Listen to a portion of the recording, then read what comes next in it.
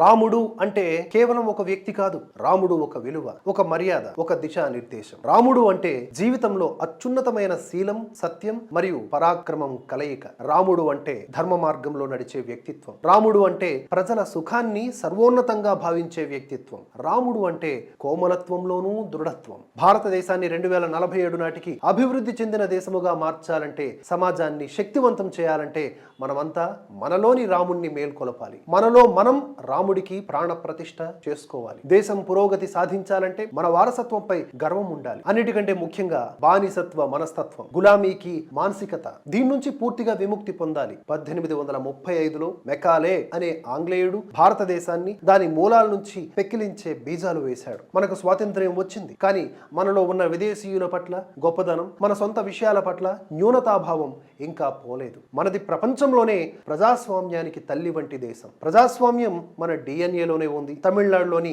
ఉత్తరమేరూరు శాసనం, బసవన్న అనుభవ మంటపం దీనికి ఉదాహరణలుగా చెప్పుకోవచ్చు. ఈ చారిత్రక జ్ఞానాన్ని కూడా ఈ బానిస మనస్తత్వమే మనకు తెలియకుండా చేసింది. ఈ బానిస మనస్తత్వం కారణంగానే దశాబ్దాల పాటు రాముణ్ణి కూడా కల్పితముగా ప్రకటించే ప్రయత్నం జరిగింది. రాబోయే 10 సంవత్సరాలలో ఈ మెకాలే ప్రాజెక్టును పూర్తిగా నాశనం చేసి రాబోయే 1000 సంవత్సరాల భారత పునాదిని బలోపేతం చేయాలి. 21వ శతాబ్దపు అయోధ్య ప్రపంచానికి అభివృద్ధికి కొత్త నమూనాను అందిస్తోంది. ఇది పురాతన మరియు నూతన సంగమం. సరయూ నది యొక్క అమృతధార, అభివృద్ధి ధార రెండూ కూడా ఇక్కడ ఒకేసారి ప్రవహిస్తాయి. అయోధ్యలో కొత్త విమానాశ్రయం, అద్భుతమైన railway station, Vande Bharat, Amrit Bharat express రైళ్లు దేశంతో అనుసంధానం చేస్తున్నాయి. ప్రాణ ప్రతిష్ఠ తరువాత ఇప్పటి వరకు దాదాపుగా 4.5 కోట్ల మంది భక్తులు ఇక్కడికి దర్శనానికి విచ్చేశారు. దీనివల్ల అయోధ్య పరిసర ప్రాంతాల ప్రజల ఆదాయం పెరిగి ఆర్థిక వ్యవస్థలో గొప్ప మార్పు వచ్చింది. వికసిత భారత ప్రయాణానికి ఇంకా కొంచెం వేగం పెంచడానికి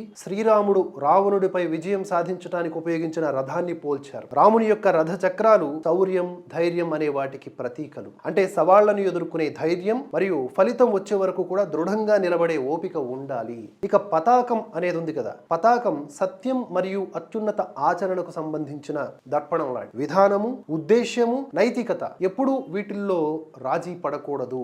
ఇక గుర్రాలు, ఇవి బలము, వివేకము, సంయమనము, పరోపకార లక్షణానికి సంబంధించినవి. శక్తి, బుద్ధి, క్రమశిక్షణ, ఇతరుల శ్రేయస్సు భావన అనేది మనకి తప్పకుండా ఉండాలి. పగ్గాలు, క్షమ, కరుణ, సమభావం. విజయం సాధించినప్పుడు అహంకారం ఉండకూడదు. వైఫల్యం ఎదురైనా ఇతరుల పట్ల గౌరవం నిలిచి ఉండాలి. మనం రామరాజ్యం స్ఫూర్తితో కూడిన భారత్ను నిర్మించాలి. స్వయం ప్రయోజనం కంటే దేశ ప్రయోజనం ముఖ్యమైనప్పుడు, రాష్ట్ర ప్రయోజనం సర్వోన్నతముగా ఉన్నప్పుడు మాత్రమే ఇది సాధ్యమవుతుంది. జై శ్రీరామ్, జై జై శ్రీరామ్.